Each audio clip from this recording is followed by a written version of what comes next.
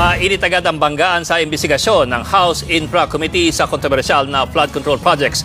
Nagmosyon ng isang kongresista na ipatawag sina Congressman Zaldico at dating Senator Grace Poe, pero may mga tumutol. Ayos talaga.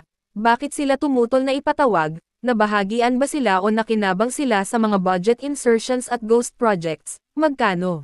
Sa pagbubukas pa lang ng pagdinig ng House Infrastructure Committee sa mga maanumalyang flood control projects, nagkainitan agad ang mga kongresista. Nagmosyon kasi si Senior Deputy Minority Leader at Caloocan Representative Edgar Erice na imbitahan sina dating House Appropriations Chairman Zaldico at dating Senate Finance Committee Chairman Grace Poe. Silang dalawa ang in charge sa Bicameral Conference Committee para sa 2025 National Budget na nabistong nagkaroon umano ng insertions. Katunayan, 900 billion pesos lang ang itinoka para sa Department of Public Works and Highways base sa National Expenditure Program o yung budget proposal. Pero pagkadaan nito sa Kongreso at pagkaaproba ng Pangulo, lumobo ang budget ng DPWH sa higit 1 trilyong piso. Ang laki ng isiningit nila, yan ba yung ipinamahagi nila sa mga politikong gahaman, kaya todo protekte sila ngayon sa amo nila? Yung mismong pagpoproseso ng mga insertions na ito ay nanggaling sa kanilang mga tanggapan. 2025 budget is the most corrupt budget. Hanggang ngayon, wala akong narinig na denial man lang sa previous chairman o sa previous members ng committee. Pero may mga tutol na ipatawag sina Ko at Poe. Are they resource speakers or they are members of the House of Representatives?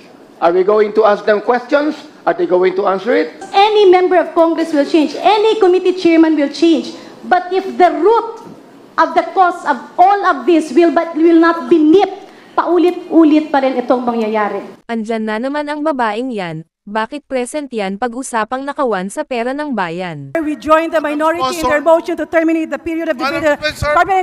So move, Mr. Speaker! Muntik pa siya mabilaukan nung nakaraan. Sabi niyo kanina, kahit sino masagasaan, wala tayong sasantuhin, kahit congressman, kahit senador. Under the name of Congressman Zaldico, ang insertion sa BICAM as proponent siya is 13,803,693,000. And we do not want to invite him as a resource person. Mr. Chair, sorry. Comsec, can you show this para lang sabihin hindi ako Mr. Chair, with due courtesy. Wait, I have the floor. Yeah, I have the floor. Yeah, I have the floor. No, Mr. Chair. I have the floor. Yeah. Just to, on the I have record, the floor. please. On the record, Mr. Chair. I have the floor. We did not refuse to invite. I have the floor.